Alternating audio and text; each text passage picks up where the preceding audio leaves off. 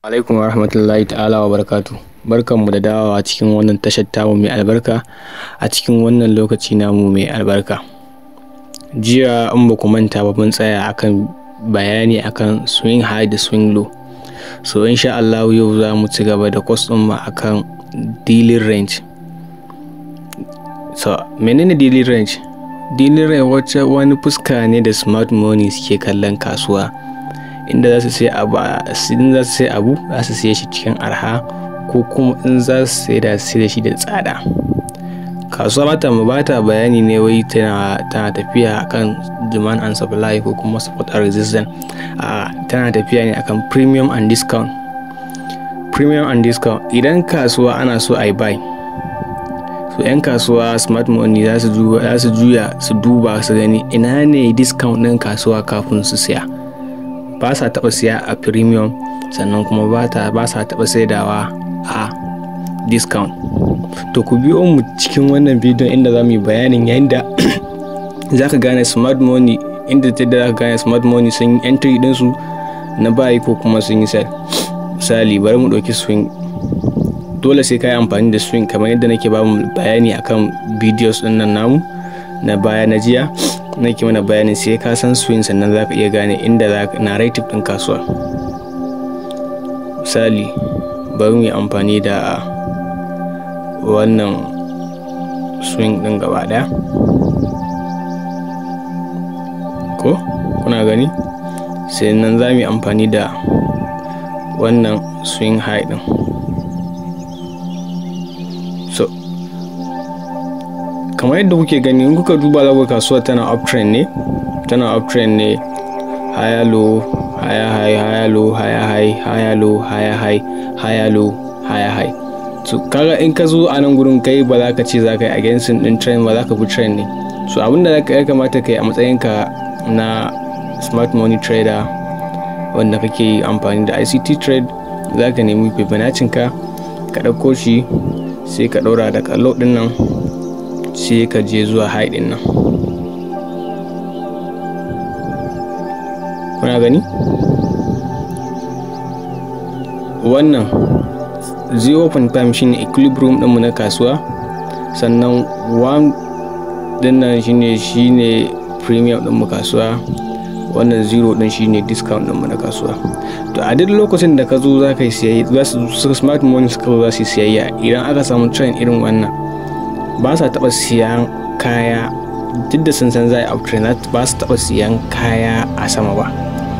Dole za su jirawo kasuwa ta dawo discount, za su nemi PDRs da suke cikin discount, order block, fair value gap, mitigation block, breaker block, backing block, rejection block, duk wasu dai PDRs da suke cikin kasuwa a discount in suna neman buy da su za su yi amfani su shiga. Yanzu nan kasuwar tana wannan rate din shine premium din. Kuna gani a setting din Fibonacci, zan tura mu setting din wannan yadda ake seta wannan Fibonacci din wanda za ka ke amfani da shi a matsayin PDRs din kana na wannan P&D kenan, premium and discount. So kaga wannan abu mai muke da shi a discount din nan, kuka duba za ku ga muna da fair value gap a ciki. Sanan wayannan fair value gap ne. Mu ja musu layi sai mu canja musu kala,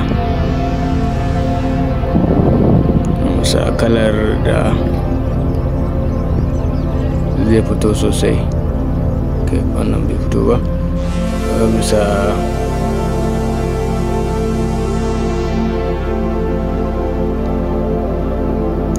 kamar yadda dai kuke gani kalar ce nake so ta fito sosai saboda yadda za ku gane ku ga me akai, ku gane me yawwa wannan ya fito. So kun ga wannan fair value gap ne, ga wannan fair value gap nan, ga wannan fair value gap din ya fara ne a cikin premium, rabin shi kuma yana cikin discount. So kun ga akwai liquidities a cikin sa, inda sun dawo sun dan yi retracement a cikin suka yi uptrend, sannan ga akwai liquidities haka a cikin sa. Sannan kuma ga wani fair value gap empty wanda ba a zo an yi mitigating din shi ba a dawo an yi validating a wannan fair value gap din ba. So kasuwar ta tafi daga nan zuwa wannan swing high din, daga swing low din nan zuwa swing high. sai ka yi amfani da bidiyon baya sannan za ka fahimci bidiyon nan na muke yi a yau insha Allah. So muna da fiber lookup din nan, kasuwan ta dawo cikin shi. Ku dubi wani abu da aka yi a cikin shi, ka duba za ku gani da aka dawo cikin fiber lookup din mai aka yi.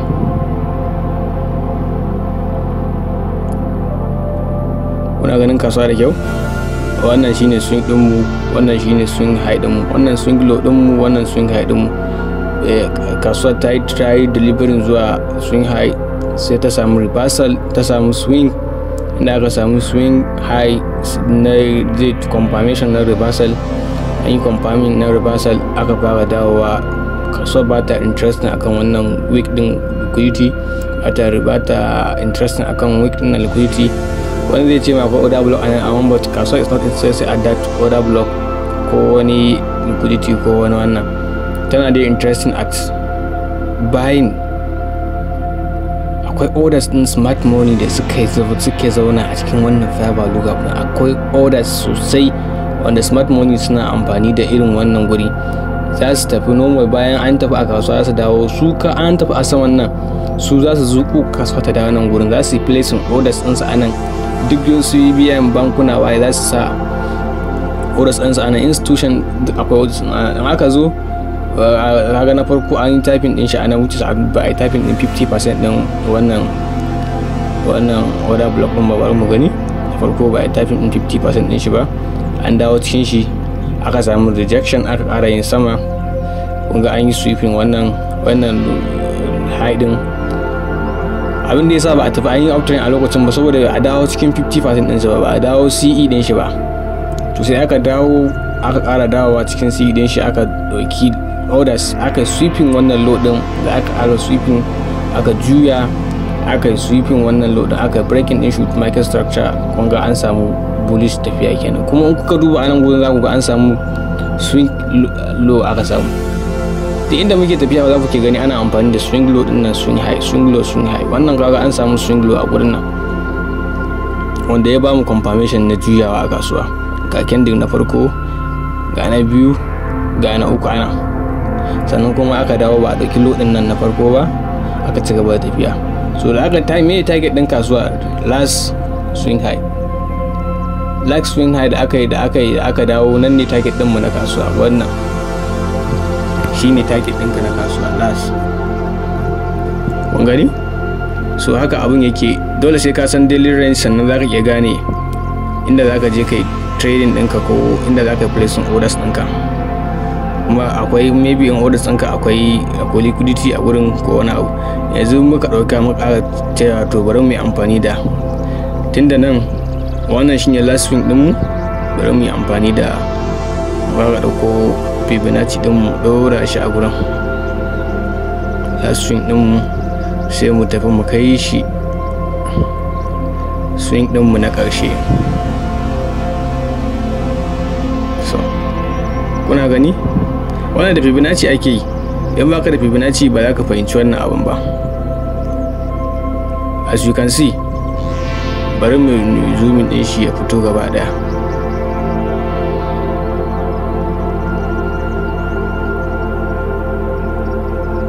Ba na amfani da wannan adaptation din over and over yadda zai cike ma wai chat din kai waya. Ina fito muku da shi ne da kawai yanzu saboda ku gani yadda abin yake, ba mu amfani da shi gaba daya. Ku ga yadda aka respecting din trend din, aka dawo kuma premium, sannan aka ci gaba da sell. So kamar yadda kuke gani, ga swing low ɗinmu da muke da shi, ga swing high ɗinmu da muke da shi. So a cikin swing low ɗinmu nan ne discount ɗinmu. Bayan an samu swing low, aka tafi aka wuce wannan swing high ɗinmu na farko, an samu break of market structure, an samu wani higher high ɗin kenan. Aka samu wani higher high ɗin, aka samu wani swing high, sai kaga juyo da mu kasuwa, aka dawo 50% na kasuwa equilibrium kenan. Aka dan yi reversal, aka dawo cikin discount cikin wannan fiber lookup din, da kuke gani. wani zai ce mai fair value gap imbalance, inda aka samu tsinkewar kasuwa ba tare da an yi retracing din ba shine fair value gap. To an dawo cikin wannan imbalance din nan ma aka ƙara dawowa, aka yi tafiya, aka ƙara dawo, aka sweep, aka da 50% din shi sai ya zama implied fair value gap. Ga an yi breaking din shi. So kasuwa tana neman ta dauki liquidity ne kawai, an zo an dauki liquidity kasan wannan week din, ba wai an yi breaking din shi ne da wani abu ba, an da wani dauki liquidity shi. Kuna gani na zana shi da kyau, wannan low din aka zo aka dauke shi. Bayan an dauke shi sai aka samu juyawa a kasuwa. Ana samun juyawa, kun gani an dauke shi gashi nan an yi sweeping din wannan low din. So ana samun su aka yi sweeping low din nan sai aka ƙara dawowa, da aka dawo kuma ba a tashi tsayawa sai da aka dawo cikin premium. Ku lura da wannan abun, ku lura da kyau, wannan shine premium, wannan dama wannan rating, wannan shine premium. Fa an ga ba da aka tashi dawowa ba a tashi tsayawa ba sai da aka dawo cikin premium. Kuna gani sai da aka dawo mai cikin premium. To duk lokacin da kana trading ya kamata kake amfani da daily range da za ka ke fahimta kasuwa tana tafiya daga nan zuwa nan, daga nan zuwa nan. Yanzu bari mu yi amfani da order swing mu gani. Yanzu wannan shine higher swing din mu, sannan kuma nan wannan shine lower swing din mu kafin a breaking structure a da kasa. Amma bari mu yi amfani da wannan swing din gaba daya yadda ba zai dauki lokaci ba yin bayanin bidiyon. Kuna gani dai. Sannan akwai telegram group, mun bude telegram group saboda ku, inda za mu ke ba ku dama kuna yin tambayoyi ana kuma amsa muku. Sannan kuma ku yi sharing wannan videos din ga yan uwa wa'anda ba su san da wannan tasha ba. An kirkira wannan tasha ne domin a kawo tallafi ga mutanen arewa da suke so su koyi forex trading a kyauta. Wannan bidiyon babu wanda ya sponsorship din shi, ni karan kaina mai wannan tasha ya dauki nauyin kawo muku wannan bidiyon kyauta ba tare da ko sisin kowa ba. Da fatan za ku taya mu aiki da wannan bidiyon da wannan tasha, ku taya mu kuma yaɗa manufar wannan tasha da videos din mu a cikin wannan. So ga wannan swing din da muke da shi, kuna ganin wannan swing din, ba na cire shi wannan ga wannan swing da muke da shi, ga wannan swing da muke da shi. Nan shine premium din mu, sannan kuma a premium din muna da fair value gap gashi nan kuna gani. Muna da fair value gap a ciki. So sannan ga wasu ba sa gani sosai, bari mu zoom in shi da kyau.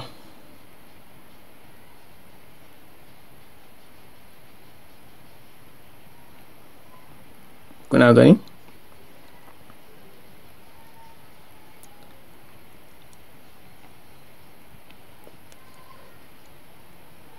An gani? Masha Allah. So ga recent swing high din mu da muke da shi, sannan kuma ga recent swing low din mu da muke da shi. So in ka zo kafin ka fara trading dole dama ya kamata ka san inda zaka je kai trading ɗinka, which kasuwar tana buy ne ko tana sell, ko kuma tana sell ne za ta yi buy. To dole sai kai amfani da daily range da aka gane cewa ga inda kasuwar take. Yanzu kai da ka zo a nan ka dauki wannan swing high, ka dauki wannan swing low, sai kai marking din shi. Wannan 0.5 shine equilibrium wato tsakiyar kasuwa kenan. Ita tana ranging, ita ba ta premium, ita ba ta discount. To a nan gurin ana jirawa a ga me za ta yi. Yanzu wannan fair value gap din yana cikin premium. Ga wani week na asama liquidity ne, ga wannan ma liquidity ne, kuma wannan akwai order block wanda ba indicating din su ba. So kun gani akwai yiwuwar cewa za a ci gaba da zuwa dawowa cikin premium din nan, dole tunda wa'annan abubuwan magnet ne na kasuwa. So smart money da sun zo musamman ma lokacin da kasuwa ta fara juya a nan gurin, in suka yi placing orders, in sun kaga nan wannan smart money order, wannan retracement ne, wannan reversal ne, wanda yake trading ICT zai ce ma wannan smart money reversal ne. An yi sweeping liquidity, bayan an yi sweeping liquidity sai aka samu change of market structure. Gan shi anan, wannan change of market structure, aka samu change of market structure. So za su yi amfani da Fibonacci su dawo 50% order block, fair value gap, ko dai wani abu da ya kamata. To in suka yi orders a nan ɗinsu, ba za su tashi fita ba, ba za su fita daga wannan order ba sai sun dawo ko premium ɗin nan. Su haka bankuna suke yi, sun yi placing orders ɗinsu a nan, ba su fita ba sai sun dawo premium. So kun gane tun daga nan, which is in suka taking trade ɗin sun daga nan, a duk wannan tafiyar da za a ke yi, news waye duka magnet ne zai jawo su a dawo a cikin wannan wannan gurin na premium. So wannan zai zo, wannan example ɗin mu shine kamar na ƙarshe. Bari zan nuna muku sauran Fibonacci setup ɗin da nake da su. Ga wannan mai 0.5, 0.6, sannan kuma akwai wanda nake amfani da shi mai 0.5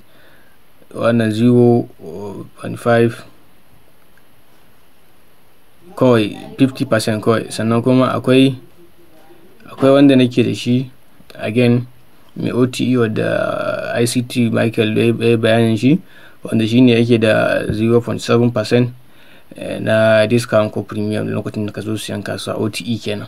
So duka zan yi muku sharing, bari ne muku sharing setting din wannan ku gani. Wannan shine setting din Fibonacci din. Wannan kaga cost biya haɗi kenan anan. Akwai Fibonacci, akwai daily range. To ga Fibonacci din, setting din Fibonacci na OTE kenan. Kuna gani? So zaka yi saving din shi, ka kirkire shi. So wannan haka yake, haka na yi saving din nawa.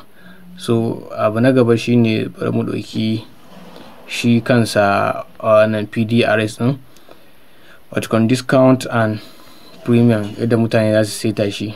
So kun ga yadda kalan shi, yadda cikin shi yake, wannan 0, wannan 0.5, sannan kuma ga kalolin, wannan 0, wannan green, sannan wannan red. So kun ga yadda kalolin suke gani. Sai kuma ka using background, za ka using color, za ka yi ba su duka abin da dai ka gani a cikin nan gurin, yadda yake haka za ka setting naka. So yana tunanin bari mu ƙara sako da Fibonacci ɗaya ne. Wani zai ce bari mu sa wannan wadda ba ta da kala. To shi kuma kun ga wannan irin shi ne, amma kuma babu background a cikin shi, babu background. To haka abin yake. Sai wanne su kenan dai Fibonacci setting ɗina da nake da su, wanda nake amfani da su a kowane lokaci. A kowanne yana da lokacin amfaninsa, ba wai dukansa nake amfani da su a lokaci guda ba. A kowanne yana da lokacin amfaninsa, musamman ma PDRS shi ina micro range ne, na daily range. In na zo kasuwa zan gane ina ne range in kasuwa, inda ya kamata na placing order ko inda bai kamata ba, inda ya kamata na sell da inda ya kamata na buy. So ana muka kawo ƙarshen wannan shirin namu na wannan tasha mai albarka. To muna fata za ku yi amfani da ilimin nan da kuka koya, sannan kuma za ku yaɗa mana wannan tashar tamu, za ku yi mana subscribing, sannan kuma ku yi mana liking. To mun gode, sai mun haɗu da ku a cikin shiri namu na gaba. Kar ku manta dai ga course ɗin namu nan, mun yi swing high, mun yi daily range. To nan gaba akwai Fibonacci, akwai understanding order blocks, akwai dai sauran kusa-kusai kusan 20 ko 30 masu zuwa insha Allah.